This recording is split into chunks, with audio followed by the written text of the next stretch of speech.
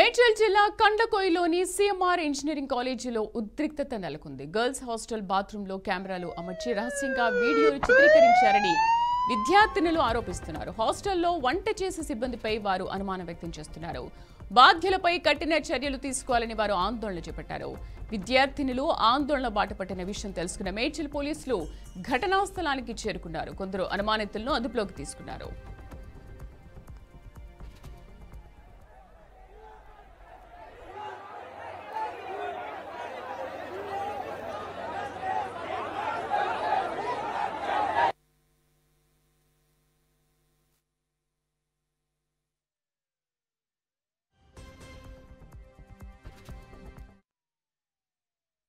Santosh SFI Medchal Malkajgiri జిల్లా కార్యదర్శి.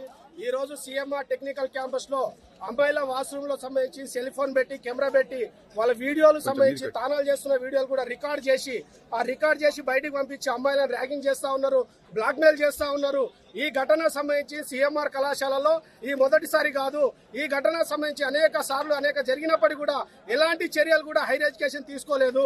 అంటే గతంలో మల్లారెడ్డి మంత్రిగా ఉన్నారు కాబట్టి ఈ చర్యలు తీసుకోలేదు. ఇప్పటికైనా ప్రజాప్రభుత్వం ఉన్న కాంగ్రెస్ ప్రభుత్వం అయినా అమ్మాయిలకు న్యాయం చేస్తుందా అని చెప్పేసి మాకు అనుమానం వస్తుంది.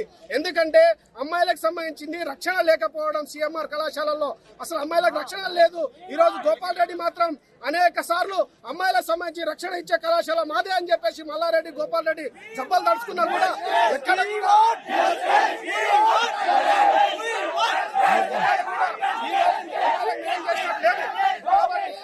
అమ్మాయిలకు న్యాయం జరగాలంటే ఈ రోజు సిఎంఆర్ కళాశాలల్లో ప్రభుత్వమే స్వయంగా తీసుకొచ్చి అనేక చట్టాలు తీసుకొచ్చినప్పుడు కూడా అమ్మాయిలకు రక్షణ లేకపోవడం అంటే ప్రభుత్వం నిర్లక్ష్యంగా భావిస్తా ఉన్నాం. కాబట్టి వెంటనే ప్రభుత్వం స్పందించి సిఎంఆర్ కళాశాల గుర్తింపు రద్దు చేయాలి. అదేవిధంగా గోపాల్ రెడ్డి పైన క్రిమినల్ కేసు బుక్ చేయాలి. ఈ రోజు వాటర్ సంబంధించింది అమ్మాయిలను బెదిరించి ఈ రోజు గర్ల్స్ కళాశాలల్లో అమ్మాయిలు నిర్బంధం చేస్తా ఉంది.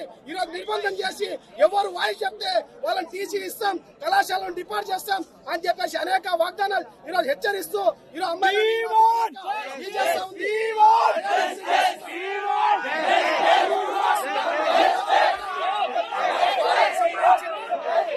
చర్యలు తీసుకోవాలి.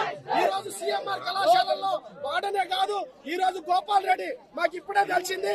గోపాల్ రెడ్డి స్వయంగా ఫోన్ చేసి ఏ ఆర్గనైజేషన్ వచ్చినా కూడా విద్యార్థులు సహకరించకండి, ఈ రోజు అమ్మాయిలు కూడా వాయిస్ ఇవ్వద్దు మీడియాకు అని చెప్పేసి